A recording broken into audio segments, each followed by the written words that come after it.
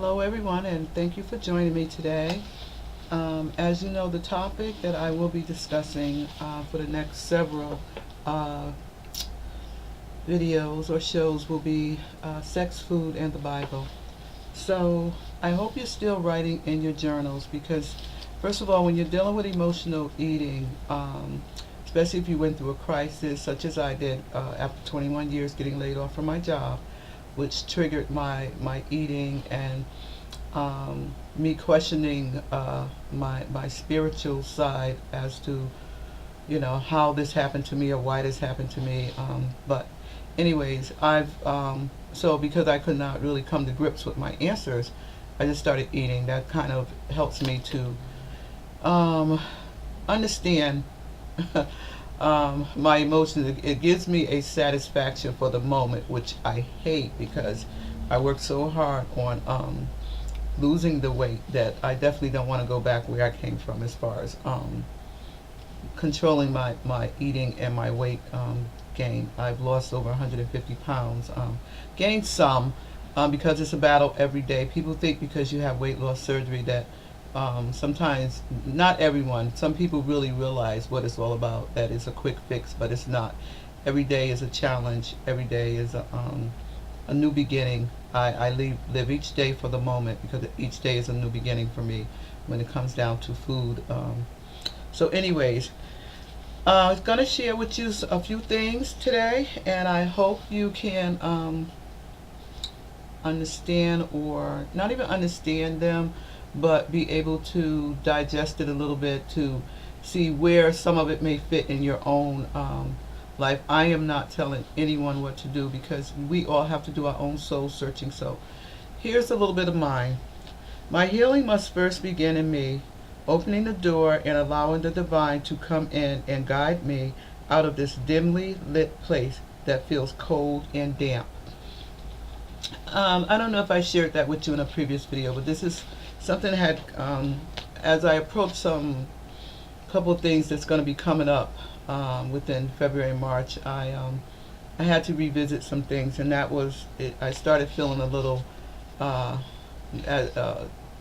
some people call it backsliding or something like that, but I started feeling some of that coming back into light. But overall, I feel great. This is a great time for me. My emotions are really getting under control. But like I said before, our emotional eating and how we deal with life actually began in Genesis. People may call it blasphemy or whatever you want to call it, but it's the truth. And I don't mean literally. This is figuratively speaking. Okay, so this is not something that you're going to take literally. Okay, so there are several things that I want to speak to you about today, which has to do with Genesis and the Bible. And one of those things is how we became meat eaters. Remember, Adam was disobedient. So as one of those, I guess, punishments, however you look at it, it's kind of like a punishment to Adam, was that God changed the food source of man from vegetarian to become a meat eater. So, and this is in Genesis 9:3. So, at this point, Adam became a meat eater. So the world changed as far as his world from a vegetarian eating the right foods to becoming a meat eater. And as you know, with the human race being meat eaters, we eat fried meat, sauteed meat. I mean, any kind of meat you want to think, but some of it's good for us and some of it's not. As you also recall, the Bible also speaks of the fishermen. They became, they were not so much fishermen of fish anymore, but became fishermen of men. But the diet of eating fish also was a healthy diet for those times. And we have changed from that fish eating generation of people to people of steaks, ribs, whatever you want to call it. So that's just to bring you into light about how we eat and how we view things and how man became from vegetarian to a meat eater. That also started in Genesis. We also see the first signs of man's excessive drinking in Genesis. For example, Genesis 9:20 states that and Noah began to be a husbandman. That's the way they put it. And he planted a vineyard. Okay, he planted a vineyard. A lot of people, I know that a lot. I've heard that quite a few people who had weight loss surgery, they went from eating to drinking. There is a high statistic of people who have gone through weight loss surgery. They are they've turned to alcohol as a means of excessiveness. So in Genesis 9:1, it speaks of Noah, okay, and it says, and he drank of the wine and was drunken, and he was uncovered within his tent. And then at that point, one of the sons came in, thought it was funny, ran and called his other brothers so they can come in and take a look at their father being, exposed. So people may not see the significance of this, but there's a huge significance, because when you speak on words are powerful. Many ministers preach from the Bible, and then when people, and I'm not coming down on ministers, please believe me, or preachers or anything else, a lot of people will preach what they want you to know as far as luring you into their congregation, and then you leave it to the person or child or teenager or whoever to revisit that on their own. And when they go to revisit something like that on their own, they really, the confusion comes in.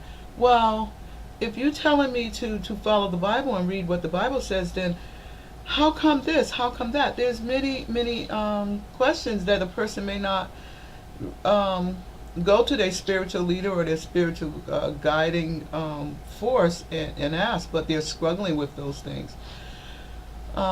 So there's a lot to study here, and where we began as a race of people, our obsessiveness with different foods, with drink, with sex, with lust, however you want to look at it. Even as far as my layoff, I felt that totally it was so wrong, but God has actually looked out for me and kept his, the hand over my life.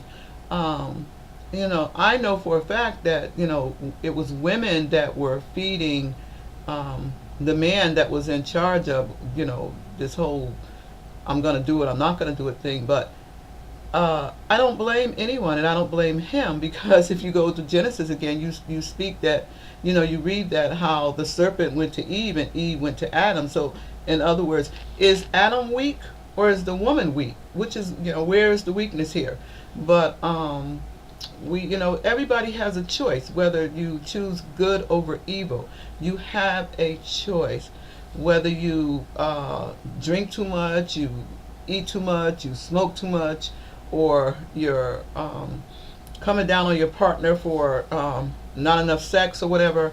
Everybody has a choice. And the reason I brought up that part is because someone shared with me that their partner was upset because they weren't, performing enough. And I felt like personally that was a little too much information, because this was a gentleman who was sharing this with me.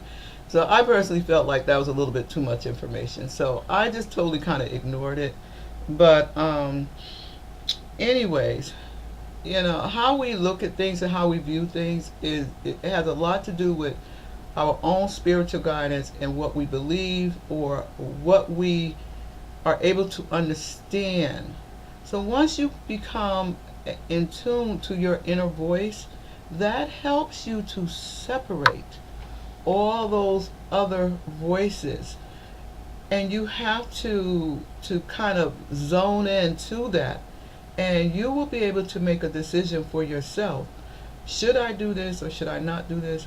Like I said before, when I was out and I went to the restaurant that served this wonderful food, and it was supposed to be healthy for me, and I know that I'm trying to control what I eat and how I deal with things, as far as my emotional eating, I listen to the ladies struggling over what they should do with their, as far as eating, but um, we have control. We have control, but to understand and get to that point of the control part is a job in itself. It's a chore.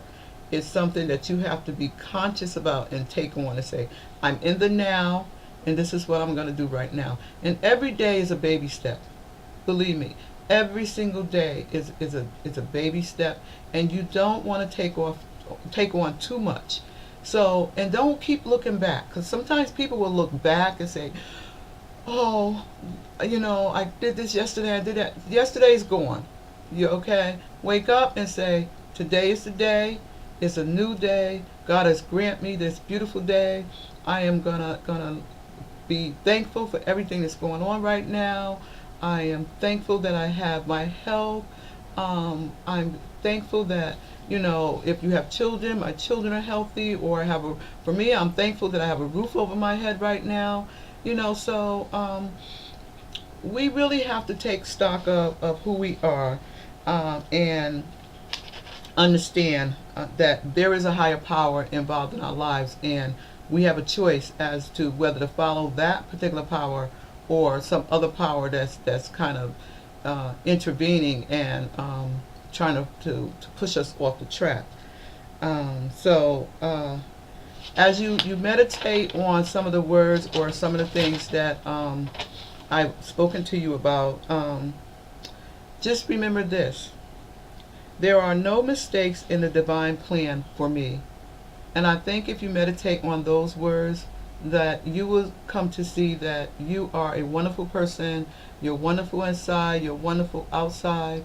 And no matter what struggles we're going through, regardless of whether they're spiritual struggles or humanly, what I mean by humanly, those fleshly struggles, you're still divine. You still have a place in this world. And you still have something in your heart that's going to help you find the place where you need to be. And until next time, you don't want to miss this.